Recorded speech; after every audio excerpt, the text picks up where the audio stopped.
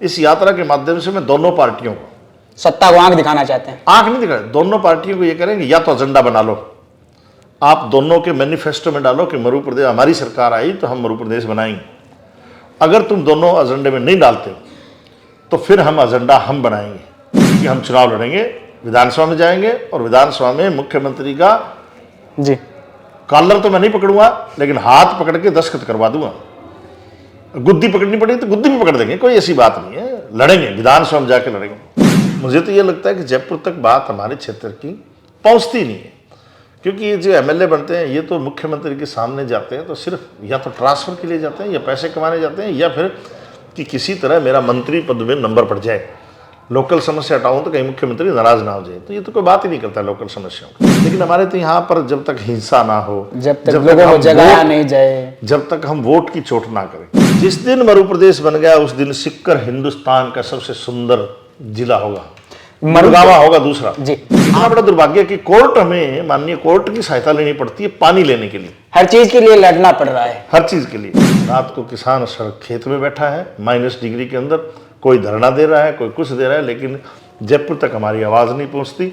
आज प्रदेश अगर बना होता तो निश्चित तौर पर मुख्यमंत्री वहाँ लोकल होता, और लोकल होता तो वो किसानों की समस्या जानता, तो किसान को आज धरना नहीं, खेत में रहना चाहिए था, लेकिन वो तो धरना दे रहा है। तो हम तो अकेले हैं, हम तो छोटे से एक दल है हमारे पास, तो छोटा सा एक युवाओं का, और उन युवा जब ये नेता तैयार होते हैं तो कोई ना कोई पार्टी उनको ले जाती है, तो वो चले जाते हैं, तो हमारी बात कौन करे फिर। इसलिए यही यात्रा का निकालने का प्रोग्राम है कि जनता को जागृत करेंगे, हम जनता तक संदेश पहुंचाएंगे क्यों हमारा प्रदेश बनना चाहिए। मैं उठने से लेकर रात में सोते तक सिर्फ मध्य प्रदेश की ही बात करता हूँ। हाँ, तो हिंदुस्तान में तो आप कपड़े कौन से पहनोगे ये भी आजकल सरकार राजनीति डिसाइड करती है। आप कौन सा खाना खाओगे, कैसे बैठ के खाओगे, आप सिर पर टोपी रखोगे कि नहीं रखोगे, कौन से रंग की है, कौन से रंग की है। तो आजकल तो झंडा भी कौन से, आपने अगर सिर पर भगवा बांधा है, हरा बांधा है, उस पर भी क्वेश्चन खड़े वो भी पार्टी डिसाइड करती है, इस पार्टी का डिसाइड करती है। तो हमारी गलती ये रही कि हम नॉन पॉलिटिकल रहे। राजस्थान के बॉर्डर से मैंने 450 किलोमीटर पदयात्रा की, चंडीगढ़ गया। अच्छा। और चंडीगढ़ में जाके फिर मेरे ये लाठी चार्ज हुआ, मेरे ये सिर में लाठियां लगी, पंजाब पुलिस ने मारी। चौंकाने वाला है हमारा परिणाम, क्योंकि नीट 2022 में रेशो वाइज सीकर से सबसे ज्यादा सिलेक्शन देने वाला इंस्टीट्यूट बना आयाम। अभिजीत चौधरी ने ओबीसी में 122वीं और वरुण शर्मा ने जनरल 683वीं रैंक प्राप्त की। For NEET, CUET and foundation course, join IAM Career Institute at Piprali Road, Sikar. Admissions open. Call 7300 नमस्कार, मेरा नाम है अभिषेक जाखड़ और आप देख रहे हैं आरजे टीवी 24। आज हमारे साथ एक ऐसी शख्सियत है, या यूँ कहें एक ऐसे मेहमान हैं जो कि एक अपने आप में अलग पहचान रखते हैं। हम बात कर रहे हैं जयवीर जी गोदारा की। जयवीर जी गोदारा किसी पहचान के मोहताज नहीं है। जयवीर जी गोदारा को मरु प्रदेश निर्माण मोर्चा के नाम से भी जानते हैं, जो कि एक अलग प्रदेश की डिमांड कर रहे हैं, वो भी राजस्थान से अलग। जो मरुस्थलीय क्षेत्र आता है, जो 13 जिला आते हैं, उनकी डिमांड कर रहे हैं। तो आइए जयवीर जी से ही जानते हैं कि वो मरु प्रदेश की डिमांड क्यों कर रहे हैं, और इससे जो ये 13 जिले हैं इसमें क्या फायदे होने वाले हैं और क्या राजस्थान को नुकसान होने वाला है। क्या राजनीतिक एक षड्यंत्र है या फिर कुछ और भी है, वो सब भी जानते हैं। नमस्कार जयवीर जी, आपका आरजे टीवी 24 पर स्वागत है। नमस्कार जी, सभी देखने वाले मेरे भाई बहनों को राम राम। जयवीर जी, सबसे पहले शुरुआत करते हैं कि आप मरु प्रदेश की डिमांड कर रहे हैं, राजस्थान से अलग एक नया प्रदेश। लेकिन मैं ये जानना चाहता हूं कि जयवीर जी का जो बैकग्राउंड रहा है, पारिवारिक पृष्ठभूमि रही है, वो कैसी है? मेरी पारिवारिक, तो मैं तो नॉर्मल किसान का बेटा हूँ। मेरी रिश्तेदारी में और मेरे परिवार में एक भी आदमी ना तो कोई सरकारी नौकरी करता है और ना कोई राजनेता है जी। हम बिल्कुल प्योर किसान हैं एकदम। और आज जो मैं ये जो मेरा खर्चा भी लगता है, जो मैं घूमता हूँ, वो सारा खेती पर डिपेंड है, सब खेती पर डिपेंड है। जयवीर जी, जब मैं आपके बारे में पढ़ रहा था तो मैंने देखा कि आप पहले भाजपा से जुड़े हुए थे, आप एक छात्र जीवन में भी रहे हो, अखिल भारतीय विद्यार्थी परिषद में। तो उसकी शुरुआत कैसे हुई, थोड़ा सा उसके बारे में बता दीजिए। मैं बचपन में जब मैं 10+2 किया तो मैंने मेरे फादर को कहा कि मैं दिल्ली पढ़ना चाहता हूँ। और मैं तो बागड़ी बोलता था, जो हमारी राजस्थानी जो भाषा लैंग्वेज, जो गांव देहात की देहात है, मैं तो हिंदी भी नहीं जानता था। और मैं सीधा, मेरे फादर ने मेरे को कहा कि ठीक है पढ़ ले, दिल्ली पढ़ ले। तो हम दिल्ली चले गए, राजधानी कॉलेज में वहाँ चले गए। और वहाँ पर जब जब आप जब कॉलेज में कहीं जाते हैं तो जो आपको पहले जो लोग मिलते हैं फिर आप उसमें इन्वॉल्व हो जाते हैं, और मेरे को जो विद्यार्थी पहला दोस्त मिलता है वही वो विद्यार्थी lifetime परिषद के ही मिले जी। और मिले तो फिर मैं उनके साथ घुल मिल गया, और फिर आगे पता नहीं कब उसमें शामिल भी हो गए, चुनाव भी लड़ लिए, प्रेसिडेंट भी बन गए, और भी दूसरे उसमें घुसते घुसते फिर पूरा इतना घुस गए कि हम आरएसएस का द्वितीय वर्ष भी कर लिया, और जो होता है प्रथम वर्ष द्वितीय वर्ष नहीं, जो ट्रेनिंग होती है, अच्छा ट्रेनिंग, तो उसकी भी मैंने वो कर ली आरएसएस की, और उसमें इतने इन्वॉल्व हो गए कि भी मरना जीना बस इसी के साथ हो गया। अच्छा, उसमें ही फिर विद्यार्थी परिषद से फिर युवा मोर्चा में आ गए, क्योंकि हमारे उस समय जब विद्यार्थी परिषद थी उसके हमारे इंचार्ज जो उस क्षेत्र के जो थे वो जेपी नड्डा, जो आज राष्ट्रीय अध्यक्ष भारतीय जनता पार्टी के हैं, तो वो हमारे उस समय इंचार्ज हुआ करते थे, जेपी नड्डा साहब जी। तो उन्होंने फिर मेरे को कहा कि अब चल तेरे को युवा मोर्चा में करते, तो फिर युवा मोर्चा में शामिल हो गए, और फिर बहुत पदों पर रहा मैं, राष्ट्रीय उमा भारती के साथ भी रहा, शिवराज सिंह चौहान साहब के साथ रहा, जेपी नड्डा जी के साथ रहा, उनके जी किशन रेड्डी के साथ रहा, और धर्मेंद्र प्रधान के साथ रहा, तो सभी के साथ मैं राष्ट्रीय पदाधिकारी रहा जी। और उसके बाद शुरुआत मध्य प्रदेश की इसलिए हो गई कि भी मैंने आप मुख्य राजनीतिक धारा में भी आए, आपने हरियाणा से चुनाव भी लड़ा। हाँ, मैं तो बता रहा हूँ आपको, क्या कारण रहा? मैं 2003 में जब मैंने राष्ट्रीय युवा मोर्चा, भारतीय जनता युवा मोर्चा ने तय किया कि गांव गोद लेंगे, और मैंने पल्लू गांव गोद लेकर के वहाँ माननीय भैरव सिंह शेखावत साहब को मैं लेके आया, और उसमें जब चर्चा चली कि भी ये हरियाणा पंजाब कितना डेवलपमेंट हो रहा है और हमारा यहाँ कोई नहीं है, तो उन्होंने उस समय मेरे को कहा कि भी ये प्रदेश अलग बनेगा तो विकास होगा, नहीं तो राजस्थान में रहते हुए इसका डेवलपमेंट नहीं हो सकता। तो 2004 में फिर मेरे को भारतीय जनता पार्टी हरियाणा में लेकर के गई, और हिसार से लोकसभा का मेरे को टिकट दिया, फिर मेरे को हरियाणा का युवा मोर्चा का प्रभारी बना दिया। उससे मैंने फिर जो हमारी SYL का झगड़ा है हरियाणा पंजाब राजस्थान का पंजाब के द्वारा, तो पानी के लिए मैंने फिर अपने बॉर्डर से नारनौल के पास जो कोटपुतली का बॉर्डर है राजस्थान का, राजस्थान के बॉर्डर से मैंने 450 किलोमीटर पदयात्रा की, चंडीगढ़ गया। अच्छा। और चंडीगढ़ में जाके फिर मेरे ये लाठी चार्ज हुआ, मेरे ये सिर में लाठियाँ लगी, पंजाब पुलिस ने मारी, तो ऐसे करते रहे। 2000 फिर मैं 8-9 में मैंने डिसाइड किया कि अब मैं जो है ये मध्य प्रदेश की लड़ाई लड़ूंगा जी। और तब से लेकर अब तक मैं लड़ रहा हूँ। आपने 2009 की बात की, तो जब तक मैं आपके बारे में खोज रहा था तो आपने 2009 में एक मध्य प्रदेश की यात्रा निकाली थी, बीकानेर से लेकर जयपुर तक। तो उसकी शुरुआत हुई, तो क्या कारण है कि अब से लेकर अब 2023 तक आप बीच में कोई मोमेंट नहीं कर पाए? बहुत मोमेंट किए हमने किसान आंदोलन, पूरा 13 महीने तक मैं किसान आंदोलन में रहा। ऐसे ही हमने शेखावाटी नहर की, हमारी जो समस्या है शेखावाटी नहर के लिए हमने पूरा झुंझुनू, पूरा डिस्ट्रिक्ट बंद किया था, एक भी दुकान नहीं खुली थी हमारे समर्थन में। ऐसे ही बहुत से मूवमेंट जब चलते हैं लोकल, तो चाहे किसानों का कहीं का भी मध्य प्रदेश में कहीं भी कोई आंदोलन हो, उसमें मैं बढ़ चढ़ करके हिस्सा लेता रहा हूँ। यहाँ सिक्कर में भी जितने बारी आंदोलन हुए उन सिक्कर में मैं उसमें बढ़ चढ़ करके मैंने हिस्सा लिया है। हाँ, ये बात अलग है कि जैसे ये यात्रा है वैसी हम दूसरी यात्रा बीच में नहीं निकाल सके। कभी कोई चुनाव आ जाता है, कभी कोई और बीच में सामाजिक प्रॉब्लम आती है, बीच में 3 साल ये कोरोना ने खिलाफ कर दिया, तो ऐसी बहुत सी चीज़ें होंगी। लेकिन मैं उठने से लेकर रात में सोते तक सिर्फ मध्य प्रदेश की ही बात करता हूँ, ये तय है। जी जयवीर जी, एक चीज़ और बताइए कि जैसे आप बता रहे हो कि हमने ये मूवमेंट किए हैं, लेकिन आप जब मुख्य राजनीतिक धारा से लेके आप गैर राजनीतिक संगठन बनाया है आपने, जो मध्य प्रदेश निर्माण मोर्चा है, लेकिन क्या लगता है कि जब तक राजनीति में नहीं आते हैं तब तक ये चीज़ें संभव है, या फिर आप इसके बलबूते पे आप बना सकते हैं? आप बिल्कुल ठीक कहते हैं। मैं देश के प्रधानमंत्री नरेंद्र मोदी जी ने भी मेरे को बुलाया इसमें, और उनके साथ मेरी मीटिंग हुई। उन्होंने अजीत डभोल के साथ मीटिंग कराई। अजीत डभोल साहब ने खुद माना, और नरेंद्र मोदी जी ने मेरे को खुद कहा कि आप जनता को जागृत करो, और ये मैं सब जानता हूँ, और ये प्रदेश एक दिन निश्चित तौर पर आपका बनेगा और बनना चाहिए, लेकिन ये राजनीतिक फैसला है। उन्होंने भी मेरे को कहा राजनीतिक फैसला है, क्योंकि एक प्रदेश वही बनता है इस देश में, अमेरिका में नहीं। अमेरिका में तो 56 बार जब राज्य बना तो एक टीवी चैनल CNN ने मुद्दा उठाया कि इस क्षेत्र की डेवलपमेंट, अगर ये प्रदेश नया बन जाए तो डेवलपमेंट हो जाएगी। और अमेरिका की सरकार ने वो राज्य बना दिए। लेकिन हमारे तो यहाँ पर जब तक हिंसा ना हो, जब तक लोगों को हम जगाया वोट- नहीं जाए, जब तक हम वोट की चोट ना करें। तो अभी शरद पवार साहब मेरे को मिले थे, तो उन्होंने भी मेरे को यही कहा कि आपकी गलती है, आप ये नॉन पॉलिटिकल है क्या। यहाँ तो हिंदुस्तान में तो आप कपड़े कौन से पहनोगे ये भी आजकल सरकार राजनीति डिसाइड करती है। आप कौन सा खाना खाओगे, कैसे बैठ के खाओगे, आप सिर पर टोपी रखोगे कि नहीं रखोगे, कौन से रंग की है, कौन से कैसे- रंग की है।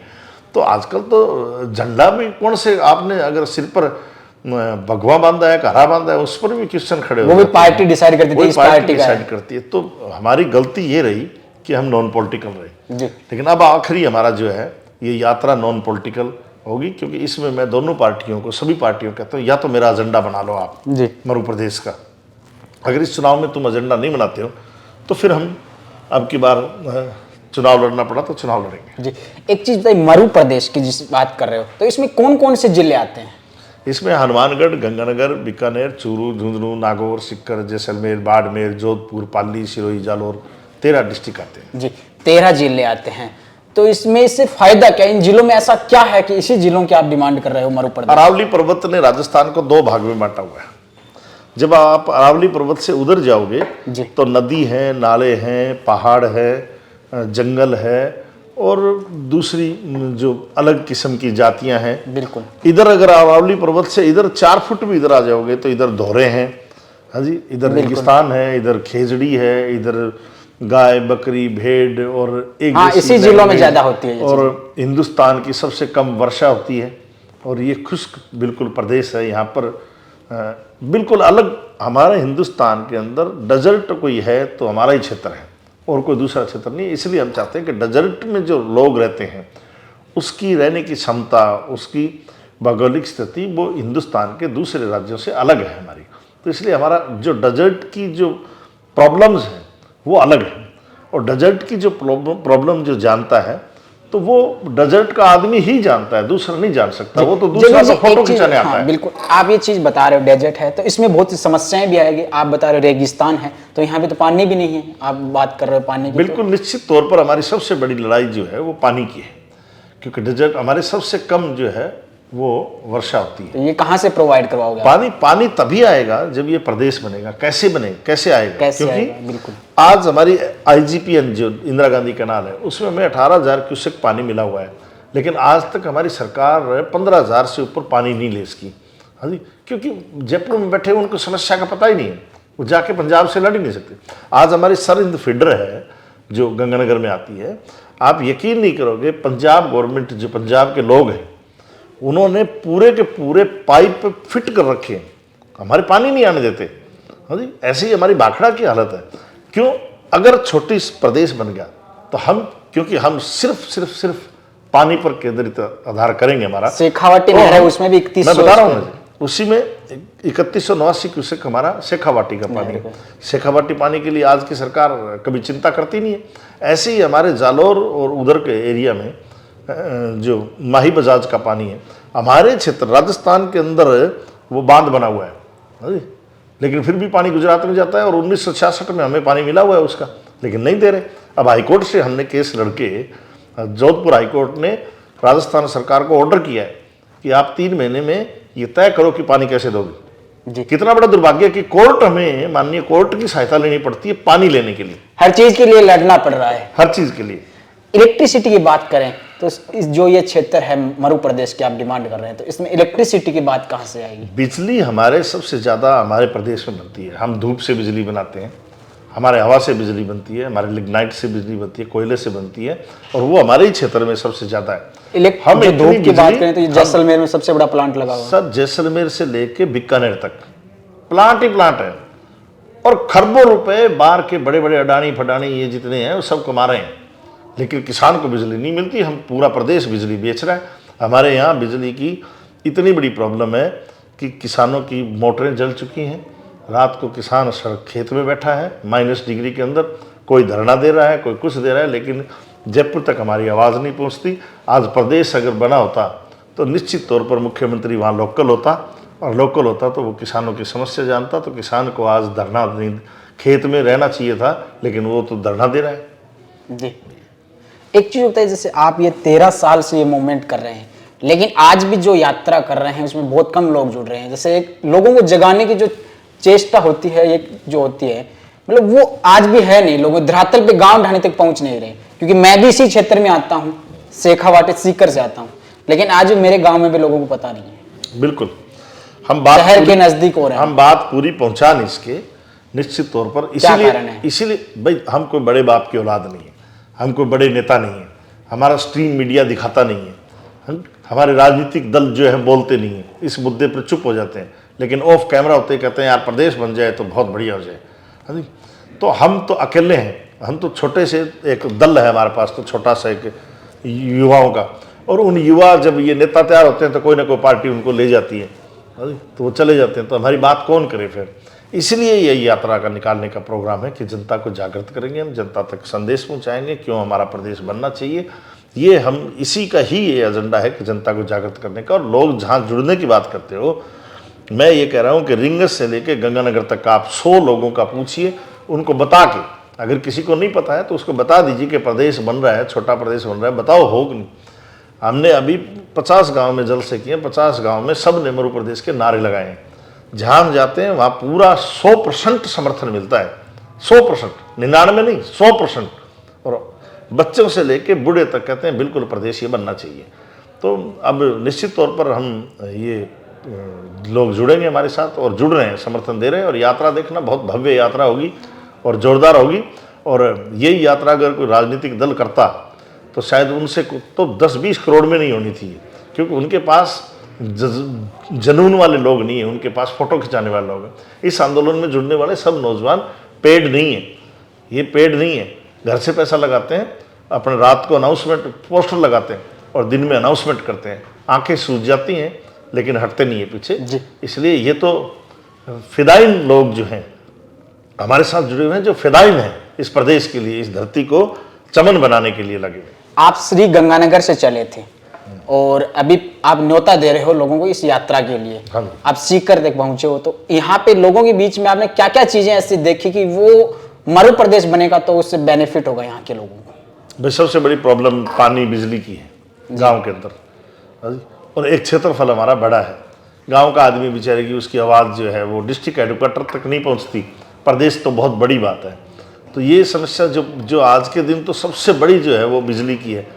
बिजली की जो कम बिजली वोल्टेज देना, उससे मोटर सड़ना, 6 घंटे बिजली देनी है, कभी देते हैं 3 घंटे, कभी देते हैं 2 घंटे, तो सारी रात किसान तो पाइप कंधे पर रखता है, कभी इधर भागता है कभी उधर भागता है। और कुछ बच्चे कुच्चे हैं वो फिर बिजली घर के आके धरना देते हैं, कोई सुनने वाला है नहीं। तो ये बहुत बड़ी समस्या है। कुछ समस्याएं बीच में NHI की भी समस्याएं हैं कि शहर छोटे छोटे कस्बों को तोड़ा जा रहा है, बिना नोटिस दिए तोड़ा जा रहा है।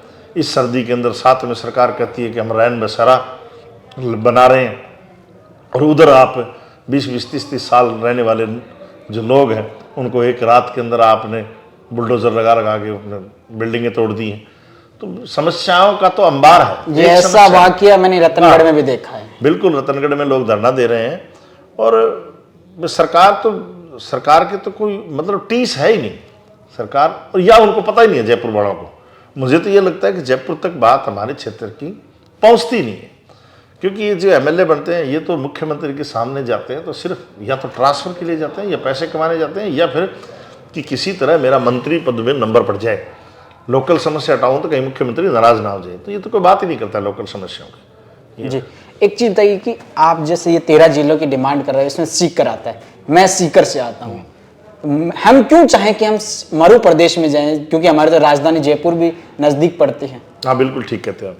हरियाणा जब बना ना तो दिल्ली के 20 किलोमीटर पर गुड़गांव है, जिसको गुरुग्राम कहते हैं। हाँ, एक गांव था छोटा सा, लेकिन दिल्ली के साथ रहते हुए उसको कोई फायदा नहीं मिला अभी तक, जब तक हरियाणा नहीं बना।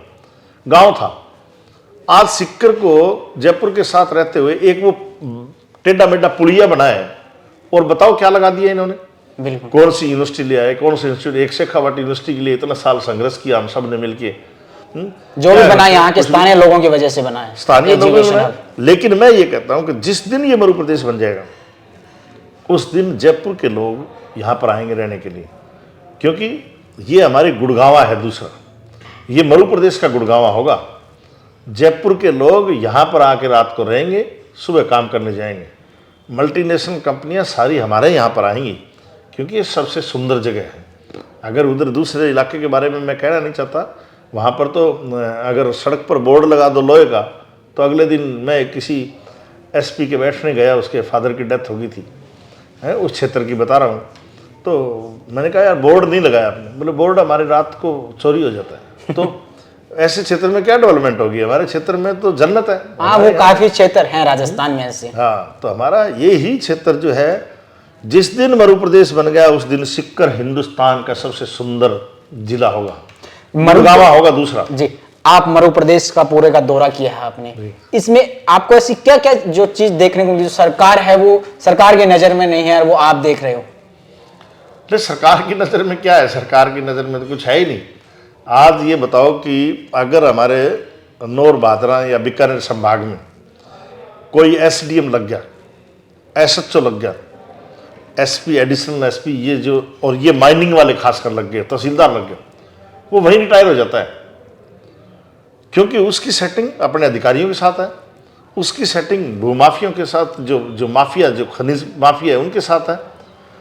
वो अधिकारी जो है ऊपर तक पहुंचाते हैं बात, और ऊपर तक माल पहुंचाते हैं। मुख्यमंत्री और जयपुर बैठने वाले वहाँ क्षेत्र में आते नहीं हैं।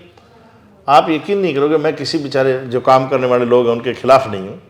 हमारे बीकानेर के अंदर 100 भट्टे, जो ईंट भट्टे होते हैं ना, 100 भट्टे बिल्कुल विदाउट लाइसेंस चल रहे हैं। मैं उनके खिलाफ नहीं हूँ, चलो रोजगार दे रहे हैं किसी को। हाँ, वो तो उन लोगों का क्यों कारण क्या है कि जो अधिकारी जयपुर का अधिकारी है वो तो जा नहीं सकता 100 किलोमीटर, 200 किलोमीटर एरिया में, कमीशन मिलता है उनको, और जो छोटे वाले हैं उनको माल पहुंच जाता है। तो ऊपर तक बात ही नहीं जाती कि भट्टे कहाँ चल रहे हैं।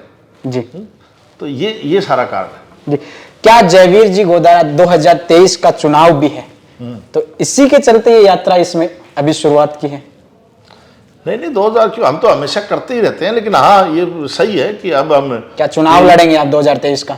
अगर लड़ना पड़ा तो लड़ेंगे, 100% लड़ेंगे, बिल्कुल, कोई किंतु परंतु ही नहीं है। अभी ये यात्रा जो है, इस यात्रा के माध्यम, ये यात्रा जो है, इस यात्रा के माध्यम से मैं दोनों पार्टियों को, सत्ता को आंख दिखाना चाहते हैं? आंख नहीं दिखा, दोनों पार्टियों को ये करेंगे, या तो एजेंडा बना लो, आप दोनों के मैनिफेस्टो में डालो कि मध्य प्रदेश, हमारी सरकार आई तो हम मध्य प्रदेश बनाएंगे। अगर तुम दोनों एजेंडे में नहीं डालते हो तो फिर हम एजेंडा हम बनाएंगे, क्योंकि हम चुनाव लड़ेंगे, विधानसभा में जाएंगे, और विधानसभा में मुख्यमंत्री का जी कॉलर तो मैं नहीं पकड़ूंगा, लेकिन हाथ पकड़ के दस्तखत करवा दूंगा।